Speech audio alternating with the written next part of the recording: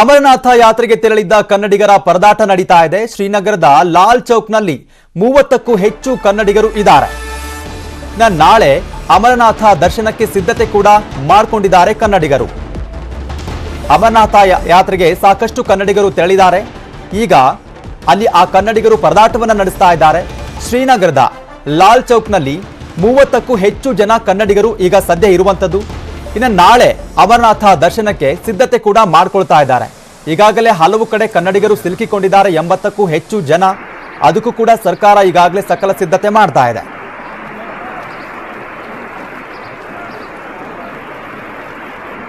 S, ಅಮರನಾಥದಲ್ಲಿ ಸಿಲುಕಿರುವಂತಹ Shivaprakash ಅವರು ಈಗ ನೇರ ಸಂಪರ್ಕದಲ್ಲಿ ಜಾಯ್ನ್ ಆಗಿದ್ದಾರೆ. ಸರ್ ನಮಸ್ತೆ. ಅಲ್ಲಿನ ಪರಿಸ್ಥಿತಿ ಹೇಗಿದೆ? ಎಲ್ಲರೂ ಹೇಗಿದ್ದೀರಾ? ಎಷ್ಟು ಜನ ಇದ್ದೀರಾ ಸದ್ಯಕ್ಕೆ ಅಲ್ಲಿ ಅಂತ? ಸರ್ ನಾವಿಲ್ಲಿ 42 ಜನ ಇದೀವಿ. ನಾವೀಗ ಶ್ರೀನಗರದಲ್ಲಿ ಜಹಾಂಗೀರ್ ಚೌಕ್ ಅಂತಿಲ್ಲ, ಲಾಲ್ ಚೌಕ್ ಪಕ್ಕದಲ್ಲೇನೆ ಅಲ್ಲಿದೀವಿ ನಾವು.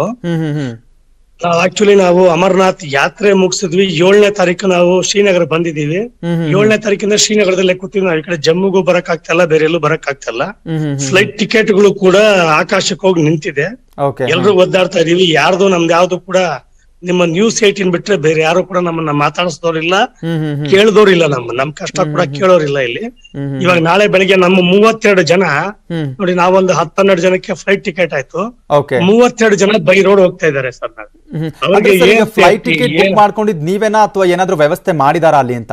ಯಾರು ಇಲ್ಲ ಸರ್, ನಾವೇ ಮಾಡಿ ಸರ್. ಅದನ್ನು ಏನೇನೋ ಕಷ್ಟಪಟ್ಟು ಸರ್ಕಸ್ ಮಾಡಿದ್ವಿ. ಎಲ್ಲಾ ಫ್ಲೈಟ್ ಫುಲ್ ಅಂತ ಬರ್ತಾ ಇದೆ.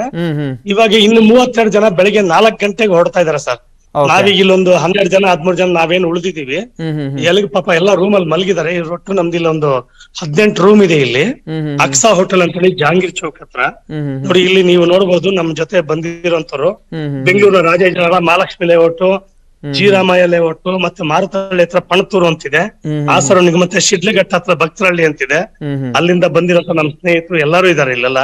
ಎಲ್ಲಾ ಫ್ಯಾಮಿಲಿ ಮೆಂಬರ್ಸ್ ಪ್ರತಿ ಟ್ರಿಪ್ಗಳು ಒಟ್ಟಾಗಿ ಹೋಗುವಂತವ್ರು ನಾವುಗಳೆಲ್ಲ ಆಲ್ಮೋಸ್ಟ್. ಈ ಸತಿ ಮತ್ತೆ ಬಂದಿಲ್ಲ, ಎಲ್ಲ ಸಿಕ್ಕೊಂಡು ಓದಾಡ್ತಾ ಇದೀವಿ. ಯಾವುದೇ ಒಂದು ವಿಧ ನಮ್ಗೆ ನೆರವು ಬೇಡ ಸರ್. ನಮ್ಗೆ ಏನ್ ನಡೀತಾ ಇದೆ ಅನ್ನೋದು ವಿಷಯ ಗೊತ್ತಾದ್ರೆ ನಾವ್ ಇಲ್ಲಿಂದ ಹೋಗ್ಬೋದು. ನಾವು ನಿಮ್ಮಲ್ಲಿ ಕಳಕಳಿಯಾಗಿ ಕೇಳ್ಕೊಂಡಿದ್ದೀವಿ ಮೂಲಕ ಅಲ್ಲಿ ಏನ್ ಆಗ್ತಿದೆ ಏನಿಲ್ಲ ಅನ್ನೋದು ಕೂಡ ಸದ್ಯದ ಈಗಿನ ಅಪ್ಡೇಟ್ಸ್ ಅನ್ನ ನಾವು ತಗೊಳ್ಳುವಂತ ಪ್ರಯತ್ನ ಮಾಡ್ತಿದೀವಿ. ಸರ್ಕಾರಕ್ಕೆ ಮುಟ್ಟಿಸುವಂತ ಕೆಲಸ ಕೂಡ ಮಾಡ್ತಾ ಇದೀವಿ. ಸದ್ಯಕ್ಕೆ ಈಗ ಎಷ್ಟು ಜನ ಹೋಗಿದ್ರಿ? ಎಷ್ಟು ದಿನ ಆಯ್ತು ಅಂತ ಹೋಗಿ? ಸರ್ 42 ಜನ ನಾವಿಲ್ಲಿ ಬಂದಿದ್ದು. 39 ಜನ ಅಮರನಾಥದ ದರ್ಶನ ಮಾಡಿದ್ವಿ 6ನೇ ತಾರೀಕು. 6ನೇ ತಾರೀಕು ಬೆಳಗಿನ ಜಾವ 2 ಗಂಟೆಗೆ ಬಿಟ್ಟು ರಾತ್ರಿ 10:30 11:00 ವಾಪಸ್ ಬಂದ್ವಿ ಎಲ್ರು. ನಾವು ಬರುವಾಗಲೇ ಬಹಳ ಕಷ್ಟ ಇತ್ತು. ಯಾಕೆಂದ್ರೆ ಅವತ್ತು ದಿವಸ ಬಹಳಷ್ಟು ಕ್ರೌಡ್ ಇತ್ತು, ಟ್ರಾಫಿಕ್ ಜಾಮ್ ಆಗಿ ಎಲ್ಲ ನಡ್ಕೊಂಡೇ ಸುಮಾರು ಜನ ಪ್ರಯಾಣ ಮಾಡಿದ್ವಿ. ವಯಸ್ಸಾದವರಿದ್ರು, ಮಕ್ಳಿದ್ರು. ತುಂಬಾ ಪ್ರಯಾಸಕರವಾಗಿ ಪ್ರಯಾಣ ಮುಗಿಸಿ ದರ್ಶನ ಮುಗಿಸ್ಕೊಂಡ್ ಬಂದ್ವಿ. ಬೆಳಗಿನ ಜಾವ ನಾವು ಬಂದ್ ಮಲಗಿದೀವಿ. 4 ಗಂಟೆಗೆ ಮತ್ತೆ ಹಿಲ್ ಸೈಡ್ ಆಗೋಗಿ ಪೂರ್ತಿಯಾಗಿ ದರ್ಶನ ಸ್ಟಾಪ್ ಆಗೋಯ್ತು. ಈಗ ಸದ್ಯ ಕ್ಲೈಮೇಟ್ ಹೇಗಿದೆ ಈಗ ಸದ್ಯಕ್ಕಲ್ಲಿ? ಈಗ ಸರ್ ಈಗ ಶ್ರೀನಗರದಲ್ಲಿ ಏನ್ ತೊಂದರೆ ಇಲ್ಲ ಸರ್. ಆದ್ರೆ ಶ್ರೀನಗರ ಬಿಟ್ಟು ಒಂದೊಂದು ಅರ್ಧ ಗಂಟೆಗೂ ಇಲ್ಲಿ ಪರಿಸ್ಥಿತಿ ಬದಲಾಗ್ತಾ ಇದೆ, ವಾತಾವರಣ ಬದಲಾಗ್ತಾ ಇದೆ. ಅಲ್ಲಿ ನಮ್ಗೆ ಜಮ್ಮು ರಸ್ತೆ ಓಪನ್ ಆಗಲ್ಲ ಸರ್. ಜಮ್ಮು ರಸ್ತೆ ಓಪನ್ ಆಗಿಲ್ಲ, ಇನ್ನೂ ಇಲ್ಲ. ನಮ್ಮಲ್ಲಿ 32 ಜನ ನಾಳೆ ಬೆಳಿಗ್ಗೆ ರಿಸ್ಕ್ ತಗೊಂಡು ಹೋಗ್ತಾ ಇದಾರೆ ಸರ್. ಅವ್ರಿಗೆ ನಿಜವಾಗ್ಲೂ ನಮ್ಗೆ ಯೋಚನೆ ಏನು ಅಂತಂದ್ರೆ, ನಾವೆಲ್ಲ ಒಟ್ಟಾಗಿ ಬಂದವ್ರು. ಇವಾಗ ನಮ್ಗೇನೋ ನಾವೇನೋ ಟಿಕೆಟ್ ಮಾಡ್ಕೊಂಡ್ವಿ. ಹೌದು ಸರ್ ಅವ್ರ ಪರಿಸ್ಥಿತಿ ಏನು ಅಂತ ನಮ್ಗೆ ಬಹಳ ಕಾಳಜಿ ಆಗಿದೆ. ಹೌದೌದು. ಈಗ ಅಲ್ಲಿ ನೀವು ಹೋಗಿದ್ರಲ್ಲ 42 ಜನ, ಎಲ್ರು ಕೂಡ ಅಂದ್ರೆ ಸೇಮ್ ಏಜ್ ಅವ್ರು ಇದಾರ ಅಥವಾ ತುಂಬಾ ಏಜ್ ಆಗಿರೋರು ಇದಾರ, ಮಕ್ಳಿದಾರ? ಅವ್ರ ಆರೋಗ್ಯ ಎಲ್ಲ ಹೇಗಿದೆ ಅಂತ ಸದ್ಯಕ್ಕೆ? 8 ಜನ ಮಕ್ಳಿದ್ದಾರೆ. ಆಲ್ಮೋಸ್ಟ್ ಒಂದು 10 ಜನ ವಯಸ್ಸಾದ್ರು ಸೀನಿಯರ್ ಸಿಟಿಸನ್ಸ್ ಇದಾರೆ. 12 ಜನ. ಅದರಲ್ಲಿ ಆಲ್ಮೋಸ್ಟ್ ಆಲ್ ಲೇಡೀಸ್ ಸರ್. ಒಂದು 6 ಜನ ಜೆಂಟ್ಸ್ ಬಿಟ್ರೆ ಬಾಕಿ ಎಲ್ಲ ಲೇಡೀಸ್ ಇದಾರೆ. 39 ಜನ ಯಾತ್ರಾರ್ಥಿಗಳ ಪೈಕಿ 6 ಜನ ಲೇಡೀಸ್, 6 ಜನ ಜೆಂಟ್ಸ್ ಅನ್ನ ಬಿಟ್ರೆ 33 ಜನ ಲೇಡೀಸ್. ಅದರಲ್ಲಿ ಒಂದು 8 ಜನ ಸೀನಿಯರ್ ಸಿಟಿಸನ್ಸ್, ಒಂದು 7 ಮಕ್ಕಳು, ಬಾಕಿ ಎಲ್ಲ ಮಿಡ್ಲ್ ಏಜ್ ಲೇಡೀಸ್ ಇದಾರೆ ಸರ್. ಈಗ ನೀವು ಕನ್ನಡಿಗರು ಈಗ ಈ ರೀತಿಯಾಗಿ ಸಿಲ್ಕೊಂಡಿದ್ದಾರೆ. ಇನ್ನ ಬೇರೆ ಬೇರೆ ರಾಜ್ಯಗಳಿಂದ ಬಂದಿರೋರು ಕೂಡ ಅಲ್ಲೇ ಇದಾರಾ? ಈಗ ನೀವಿರುವಂತ ಹೋಟ್ಲ್ ಕಡೆ ನಮ್ಮ ಪಕ್ಕದಲ್ಲೇನೆ ಕರ್ನಾಟಕದವ್ರು, ಬೆಂಗಳೂರಲ್ಲೇ ಇವಾಗ 42 ಜನ ಇದ್ರು. ಪಾಪ ಇವತ್ತು ಅವ್ರ ಏನೇನೋ ಪರಿಸ್ಥಿತಿ ಒದ್ದಾಡ್ಕೊಂಡು ಡೆಲ್ಲಿಗೆ 25,000 ರೂಪಾಯಿ ಒಂದೊಂದು ಟಿಕೆಟ್ ಕೊಟ್ಟು ಈಗ ಪಕ್ಕದಲ್ಲೇ ಹೋಗಿದ್ದಾರೆ ಸರ್. ಮೊನ್ನೆ ರಾತ್ರಿ ಅವ್ರು ಇಲ್ಲಿ ಬಂದಾಗ ಅವ್ರಿಗೆ ರೂಮ್ ಇಲ್ಲದೆ ಸರ್, ಯಾವ್ದೋ ಶೆಡ್ ಅಲ್ಲಿ 500 ರೂಪಾಯಿ ಒಬ್ಬೊಬ್ರಿಗೆ ಕೊಟ್ಟು ಮಲಗಿದ್ದಾರೆ ಸರ್. ನಮ್ಗೆ ದೇವ್ರ ದಯದಿಂದ ನಾವು ಯಾವ್ದು ಹೋಟ್ಲಲ್ಲಿ ಇದೀವಿ ಅವ್ರಿಗೆ ರಿಕ್ವೆಸ್ಟ್ ಮಾಡಿ, ಇಲ್ಲ ನಮ್ಮನ್ನ ಉಳಿಸ್ಕೊಳಕ್ ನಮ್ಗೆ ಬಿಡಿ ಅಂತೆಲ್ಲ ರಿಕ್ವೆಸ್ಟ್ ಮಾಡಿ ದುಡ್ಡು ಕೊಟ್ಟರು ಕೂಡ ರೂಮ್ ಸಿಗ್ತಲ್ಲ ಸರ್. ಇಲ್ಲ ಅಂತ ಪರಿಸ್ಥಿತಿ ಇದೆ. ನಿಮ್ಗಲ್ಲಿ ಈಗ ಊಟದ ವ್ಯವಸ್ಥೆ ಅದೆಲ್ಲ ಹೇಗೆ ಅಂತ? ಎಲ್ಲ ಚೆನ್ನಾಗಿದೆ ಸರ್, ಎಲ್ಲ ಮಾಡ್ಕೊಡ್ತಾ ಇದಾರೆ ಇಲ್ಲಿ.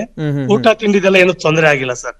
ನಮ್ಗೇನು ಅಂತಾರೆ, ಈಗ ಹೋಗೋ ಜನಕ್ಕೆ ಅಲ್ಲಿಂದ ಅವರೆಲ್ಲ ನೇರವಾಗಿ ಅವರು ಏನು ಸುರಕ್ಷಿತವಾಗಿ ಅವರು ಬೆಂಗಳೂರು ತಲುಪಿದ್ರೆ ಸಾಕು ಅನ್ನೋದೇ ಒಂದು ಯೋಚನೆ. ಹೌದೌದು. ಈಗ ಶಿವಪ್ರಕಾಶ್ ಅವರಿಗೆ ನಾಳೆ ಒಂದಿಷ್ಟು ಜನಕ್ಕೆ ಈಗ ಫ್ಲೈಟ್ ಟಿಕೆಟ್ ಆಗಿದೆ ಅಂತ ಹೇಳ್ತಾ ಇದ್ರಲ್ಲ, ಸೊ ಇಲ್ಲಿ ಸೀನಿಯರ್ ಸಿಟಿಜನ್ ಅವ್ರು ಬರ್ತಾ ಇದಾರೆ ಅಥವಾ ಯಾರ್ಯಾರು ಬರ್ತಿದ್ದಾರೆ ಹೆಂಗೆ ಅಂತ? ನಾಳೆ ಬರೋರು ಎಷ್ಟು ಜನ ಇದ್ದಾರೆ? ಇವಾಗ ನಮ್ಮ ಗ್ರೂಪ್ ಅಲ್ಲಿ ಸೀನಿಯರ್ ಸಿಟಿಸನ್ಸ್ ಇಬ್ಬರೇ ಇರೋದು. 12 ಜನರಲ್ಲಿ ನಮ್ಮಲ್ಲಿ 4 ಮಕ್ಳಿದ್ದಾರೆ, 2 ಸೀನಿಯರ್ ಸಿಟಿಸನ್ಸ್ ಇದ್ದಾರೆ, ಇನ್ನು 6 ಜನ ನಾವು ಮಿಡ್ಲ್ ಏಜ್ ಅವ್ರು ಇದ್ದೀರಿ ಸರ್. ಅದನ್ನ ಬಿಟ್ಟು ಇವಾಗ ಒಡ್ತಾರ 32 ಜನ.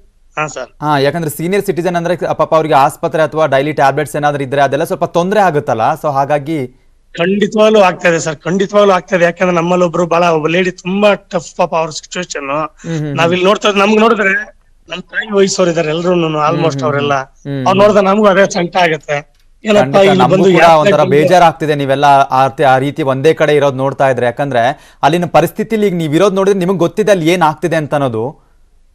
ಸರ್ ಈಗ 11 ಕಾಲ್ ಸರ್, ನಾವು ಬೆಂಗಳೂರಲ್ಲಿ ನಿಜವಾಗ್ಲೂ 9:30 ಗಂಟೆಗೆ ಮಲಗೋಣ, 11 ಕಾಲ್ ಕುತ್ಕೊಂಡಿದ್ದೇವೆ. ಪಾಪ ಆ ರೂಮ್ ಅವರೆಲ್ಲ ಮಲಗಿದಾರೆ ಅವರೆಲ್ಲ. ಯಾಕಂದ್ರೆ ಎಲ್ರು ಒಂಥರ ಗಾಬರಿಲಿದ್ದಾರೆ ಸರ್, ಏನಾಗುತ್ತೋ ಯಾವ ಕ್ಷಣ ಏನಾಗುತ್ತೋ ಅಂತ ಹೇಳಿ. ಖಂಡಿತ ಇಲ್ಲ, ಇಲ್ಲಿ ರಾಜ್ಯ ಸರ್ಕಾರ ಕೂಡ ಅದಕ್ಕೆಲ್ಲ ಒಂದಿಷ್ಟು ಏನು ತಯಾರಿ ಮಾಡ್ಕೊಳ್ತಾ ಇದೆ. ಯಾರೆಲ್ಲ ಕನ್ನಡಿಗರಲ್ಲಿ ಸಿಲ್ಕೊಂಡಿದಾರಲ್ಲ ಅವ್ರಿಗೆಲ್ಲ ರಕ್ಷಣೆ ಕೊಡ್ತೀವಿ ಅನ್ನುವಂತ ಅಭಯ ಕೂಡ ಕೊಟ್ಟಿದ್ದಾರೆ. ಒಂದು ಕಡೆ ಇವತ್ತು ಸಿಎಂ ಅವರು ಕೂಡ ಟ್ವೀಟ್ ಮಾಡಿದ್ದಾರೆ. ಸೊ ಅದ್ರ ಮಧ್ಯೆ ನೀವು ಕೂಡ ಸ್ವತಃ ಪ್ರಯತ್ನ ಮಾಡ್ತಿದ್ದೀರಲ್ಲ ಅಲ್ಲಿಂದ ಬರೋದು, ಅದು ಕೂಡ ಒಂದು ಖುಷಿ ವಿಚಾರ ಅಂತಾನೆ ಹೇಳ್ಬೋದು ಸರ್. ನಾವಿಲ್ಲಿ 7ನೇ ತಾರೀಕು ಬಂದಿದ್ದು, ನಾವು 2 ದಿವಸ ಕಾದ್ವಿ ಸರ್. ಯಾವ್ದ ನೋಡಿ ನಿಮ್ಮ ನ್ಯೂಸ್ 18 ಬಿಟ್ರೆ ನಾವ್ ಇದೀವ ಅಂತ ಕೂಡ, ಯಾಕಂದ್ರೆ ನಾವು ಅಲ್ಲಿ ಬರುವಾಗ ರಿಜಿಸ್ಟರ್ ಮಾಡಿ ಬಂದಿರ್ತೀವಿ ಸರ್ ಅಮರನಾಥ್ ಯಾತ್ರೆಗೆ.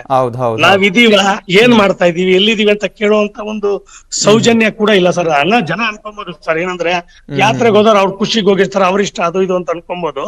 ಆದ್ರೆ ಒಂದು ಸಾಮಾಜಿಕ ಜವಾಬ್ದಾರಿ ಪ್ರತಿಯೊಬ್ಬರಿಗೂ ಇರ್ತದೆ ಸರ್.